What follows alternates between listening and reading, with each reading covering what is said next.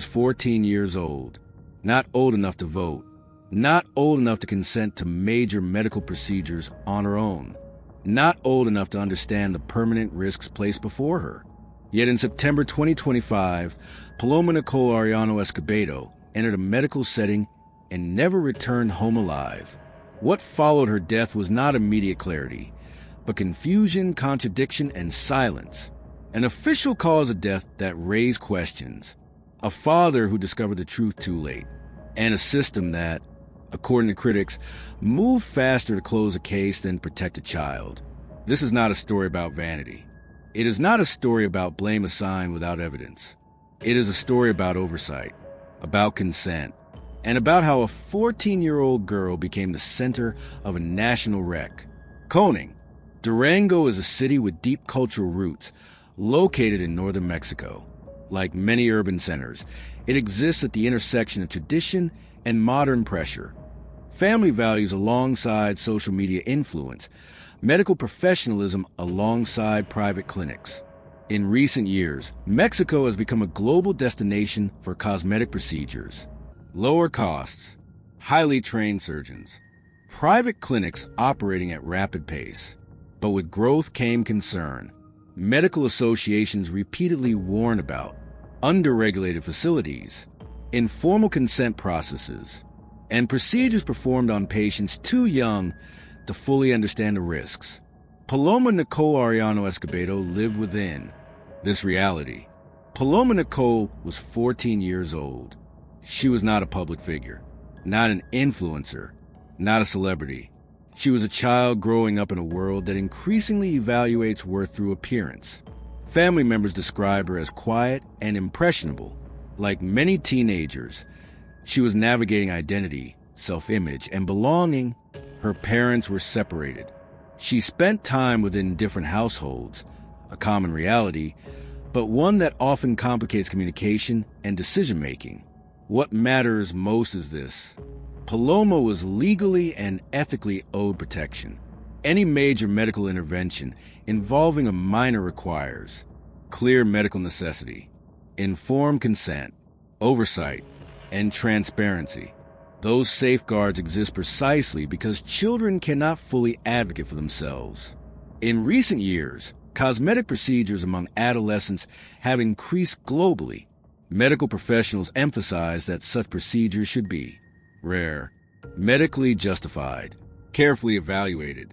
Procedures like liposuction, breast augmentation, Brazilian butt lifts are considered high risk even for adults. For minors, the risks multiply.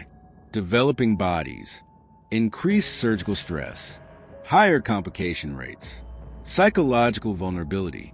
Medical boards around the world consistently warn that cosmetic surgery on minors should be an absolute exception, not a choice influenced by aesthetics or external pressure. Paloma's case would later raise the question, were those safeguards followed? According to investigative reports, Paloma allegedly underwent cosmetic procedures on September 12, 2025. The procedures reportedly included breast augmentation, liposuction, Brazilian butt lift. They were allegedly performed by a licensed plastic surgeon, a professional entrusted with the highest ethical responsibility. Critically, this surgeon was also reported to be the romantic partner of Paloma's mother. This detail would later become central to public concern, not because of personal relationships alone, but because dual roles create ethical conflicts in medicine, especially when a minor is involved. In the days following the alleged procedures, Paloma's condition worsened. Details about her symptoms were not initially made public. What is known is this: her health declined rapidly. She required medical attention, and within a week, she died. On September 20th, 2025, Paloma Nicole Arellano Escobedo passed away. She was 14 years old. Authorities issued a death certificate quickly. The listed cause of death: cerebral edema resulting from a respiratory illness. There was no mention of surgery, no reference to post-operative complications, no immediate indication of malpractice. To the system, the case appeared closed. To Paloma's father, It was just beginning. Paloma's father, Carlos Arellano, was not informed about any cosmetic surgery. He did not sign consent forms. He did not approve procedures. He did not know they had taken place. It was during his daughter's funeral that he noticed something deeply disturbing: surgical marks. Physical evidence inconsistent with the official explanation. The realization came not in a hospital room, but beside a coffin. For Carlos Arellano, grief transformed into disbelief. Carlos questioned, how was the death certificate issued so quickly? Why was surgery omitted? Who authorized these procedures? And why was a minor subjected to multiple high-risk operations? He publicly stated that the official explanation did not align with what he saw. Rather than silence, he chose action. Carlos Arellano filed a formal complaint. He demanded investigation into the surgeon, the hospital, administrative oversight, and potential concealment. His request was simple: find the truth. This decision would push the case into the national spotlight. When Carlos Arellano filed his formal complaint, authorities could no longer treat Paloma's death as routine. What had been labeled a medical death was now a potential criminal investigation. The Durango State Prosecutor's Office announced that it would review medical records, the death certificate, hospital involvement, and the circumstances surrounding the alleged cosmetic procedures. This marked a critical shift. The case was no longer about illness. It was about accountability. Prosecutors ordered a full forensic autopsy. This step alone signaled seriousness. Autopsies are not automatic in every death. They are ordered when cause of death is unclear, external factors may be involved, or criminal negligence is suspected. The goal was simple: determine what actually killed Paloma Nicole Arellano Escobedo. Initial forensic results confirmed: cerebral edema, swelling of the brain; pulmonary damage, injury to the lungs. These findings did not contradict the death certificate, but they did not explain the cause either. Cerebral edema is not a disease. It is a result. The question became, what caused it? Medical experts emphasize that cerebral edema can result from trauma, hypoxia, lack of oxygen, surgical complications, anesthesia reactions, postoperative infection. Suddenly, surgery could no longer be ignored. Attention turned to the plastic surgeon, identified publicly as Victor N. He was licensed, professionally trained, and reportedly the romantic partner of Paloma's mother. The Mexican Council of Plastic, Aesthetic, and Reconstructive Surgery responded swiftly. The surgeon was provisionally suspended from practice. This decision did not imply guilt, but it acknowledged the seriousness of the allegations. Medical boards act cautiously. Suspension indicates credible concern, not rumor. At the heart of the case lay a fundamental issue: consent. In Mexico, as in most countries, minors cannot legally consent to major medical procedures. Parental consent is required. In many cases, consent from both parents is expected. Carlos Arellano stated publicly, he was never informed. He never signed consent forms. He never approved surgery. If true, this would represent a catastrophic breakdown. Consent is not paperwork. It is protection. Investigators expanded their focus beyond the surgeon. They examined the medical facility, administrative approvals, nursing staff involvement, postoperative care. Questions included: was the facility properly licensed for these procedures? Were protocols for minors followed? Were emergency safeguards in place? In complex cases, responsibility is rarely isolated to one individual. Systems fail together, or not at all. As details emerged, public response intensified. News outlets across Mexico reported the case. Social media amplified outrage. Parents asked, how could this happen to a child? Medical professionals weighed in, emphasizing, these surgeries are dangerous even for adults. Performing them on minors is exceptionally rare and risky. The case became symbolic, not just of one death, but of regulatory gaps. On September 24th, 2025, the case reached the highest level of government. During a morning press conference, Mexican President Claudia Sheinbaum addressed Paloma's death. She announced that the Secretariat of Gobernación would follow the case. Federal authorities would ensure accountability. Support would be offered to Paloma's family. Presidential acknowledgement changed the trajectory. This was no longer a local issue. Prosecutors indicated the investigation could involve negligent homicide, medical malpractice, abuse of professional authority, falsification or omission of records. Each charge carries serious consequences, but investigations move slowly, deliberately. Evidence must speak louder than emotion. A child was dead. A surgeon was suspended. A father demanded justice. And an entire medical system stood under scrutiny. In Part 3, the narrative turns darker. We examine red herrings, conflicting explanations, attempts to deflect responsibility, and the ethical fault lines exposed by Paloma's death. As investigators worked quietly behind the scenes, another battle unfolded in public, the battle over narrative. Almost immediately, alternative explanations began to surface. Explanations that shifted focus away from surgery and toward illness. Some voices insisted Paloma had been sick before her death. Others claimed she had respiratory complications unrelated to any procedure. But none of these explanations answered one critical question. Why was a healthy 14-year-old undergoing recovery consistent with surgery? Red herrings do not always appear as lies. Sometimes they appear as partial truths, emphasized at convenient moments. The official death certificate stated, cause of death, cerebral edema resulting from respiratory illness. On paper, this explanation appeared clean, but medical experts pointed out a crucial detail. A death certificate reflects what the doctor records, not necessarily the full story. Cerebral edema is not spontaneous. It is almost always triggered by an underlying event. The certificate described what happened, but not why it happened, and that distinction matters.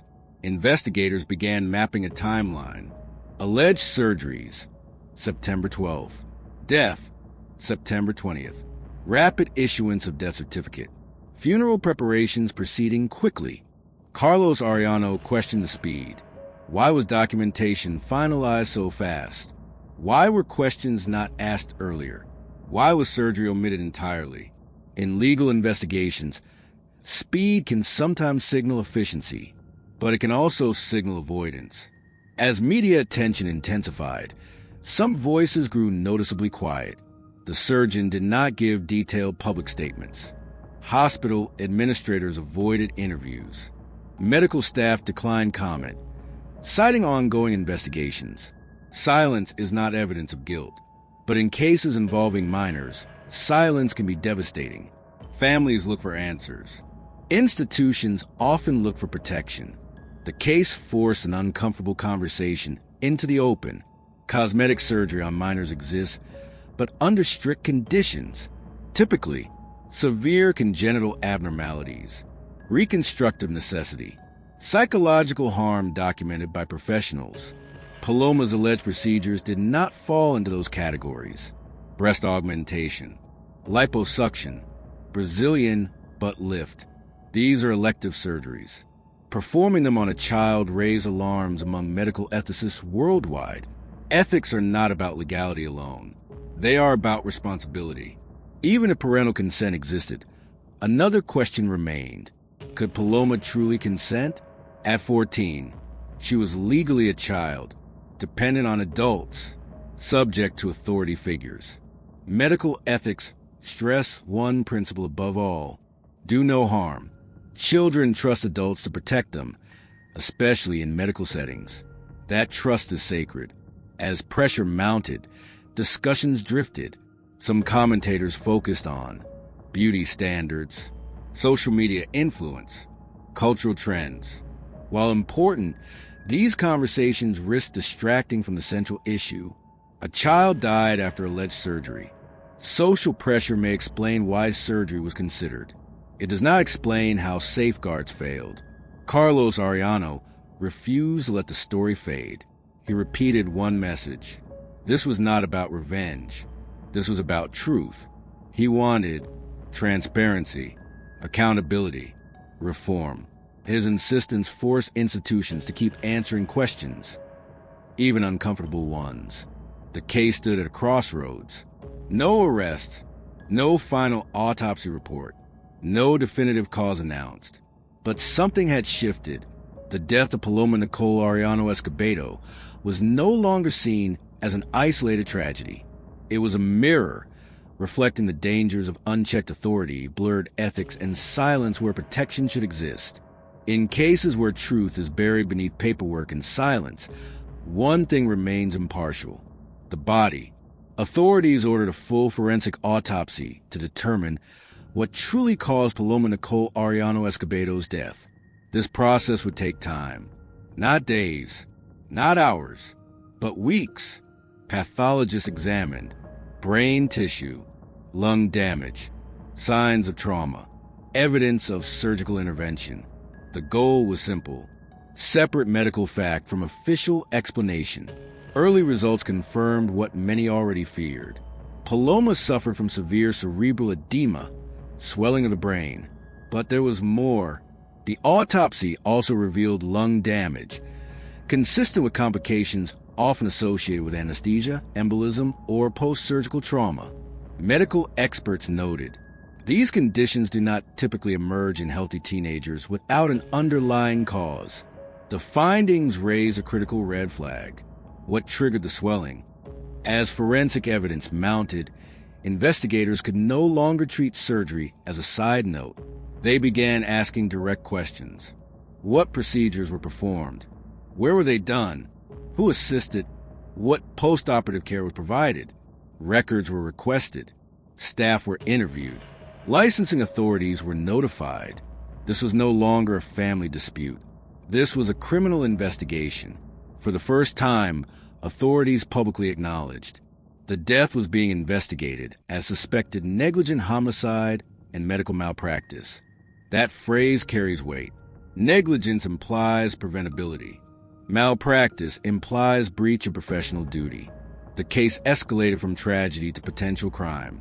The plastic surgeon allegedly involved, identified publicly as Victor N., faced immediate professional consequences. The Mexican Council of Plastic, Aesthetic, and Reconstructive Surgery issued a provisional suspension. This action did not determine guilt, but it did acknowledge risk. Licensing boards act to protect the public, especially when minors are involved. The suspension sent a clear message. This case would not be quietly dismissed. As outrage spread, the case reached the highest levels of government. Mexico's President, Claudia Sheinbaum, addressed the situation during a national press conference. She confirmed federal oversight would follow the investigation. Authorities were instructed to clarify responsibility. The family would receive support. When national leaders speak, it signals something important. This case mattered. Throughout the process, Carlos Arellano remained present, not as a protester, not as a politician, but as a father demanding answers. He filed formal complaints. He spoke to media. He refused to let Paloma's name fade into paperwork. His persistence ensured continued investigation, public accountability, institutional pressure. Sometimes justice moves only because someone refuses to step aside. As investigators worked, comparisons emerged. Other cases, other countries, other victims, young people undergoing high-risk cosmetic procedures, deaths dismissed as complications, questions raised too late. Paloma's case was no longer isolated. It became part of a global reckoning over medical ethics, cosmetic surgery culture, protection of minors. The focus had shifted completely. No longer just what happened to Paloma, but how could this have been allowed to happen? Evidence was emerging. Institutions were responding, but justice had not yet reached its conclusion. By this point, the facts could no longer be ignored. A 14-year-old girl was dead. Her body showed signs of medical intervention. The official explanation no longer satisfied the evidence. Investigators now face a defining question. Was Paloma Nicole Arellano Escobedo failed by the very systems meant to protect her? This was no longer about one decision. It was about responsibility. Authorities confirmed the investigation would examine multiple parties. The plastic surgeon who allegedly performed the procedures, the medical facility involved, any staff who assisted or failed to report, the consent process involving a minor, the circumstances surrounding the death certificate. Under Mexican law, minors cannot legally consent to cosmetic surgery without strict safeguards. If those safeguards were bypassed, responsibility does not rest with one person alone. It spreads. The case was officially framed as suspected negligent homicide and malpractice. That classification matters. Negligent homicide does not require intent to kill. It requires proof that risk was known, protocol was ignored, harm was foreseeable. In medicine, this standard exists to protect patients, especially children. One figure remained notably quiet throughout the public process: Paloma's mother. Investigators examined whether consent was granted, and if so, under what circumstances, with what understanding, and whether coercion or influence played a role. This aspect of the case remained sensitive, complex, and unresolved in public records. It raised uncomfortable questions about trust, authority, and vulnerability within families. At the time of reporting, final pathological results were still pending. Criminal charges had not yet been announced. The investigation remained active. For the family, justice was not a moment. It was a process, slow, painful, and uncertain. Carlos Arellano continued to speak publicly, not to seek attention, not to assign blame prematurely, but to make one thing clear: his daughter mattered. He stated repeatedly that Paloma deserved truth, not silence, not excuses, not paperwork that closed the case too quickly. His insistence ensured the story did not disappear. Paloma's death forced a wider conversation about the normalization of cosmetic surgery, the pressure placed on young girls, the ethics of aesthetic medicine, and the responsibility of adults to say no. This was not about vanity. It was about protection. In true crime, audiences often expect a clear ending, an arrest, a conviction, a sentence. But some cases do not end cleanly. At the time this documentary concludes, justice remains in progress. The truth is still being written. Paloma Nicole Arellano Escobedo was not a headline. She was a child. Her story now stands as a warning, not only in Mexico, but worldwide. A warning about medical power, adult responsibility, and the cost of silence. This case leaves us with one final question. If this had happened to a child in plain sight within trusted systems, how many more stories never reach the light? Paloma's voice is gone, but the truth still speaks.